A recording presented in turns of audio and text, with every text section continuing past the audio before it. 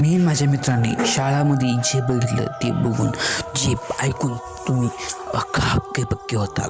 तर झालं असं, मी माझा मित्र सकाळी पहाटे 4 वाजता शाळेमध्ये व्यायामला जाऊ लागलो.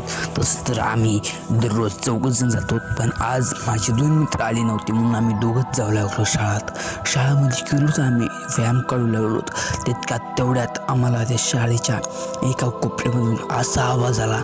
आम्ही त्या दिशेकडे जाऊन बघितलं तर तिथं आम्हाला असं काय दिसलं, जे बघून आम्ही तिथून जे सुटलो पळत ते घरी येऊस थांबले नाहीत. आणि गावात सुद्धा 4 वाजता कोणीसुद्धा जागा नव्हतं, कारण की ही अमावस्येची रात्र होती. तुम्ही बघू शकता गावामध्ये कोणीच जागा नाही.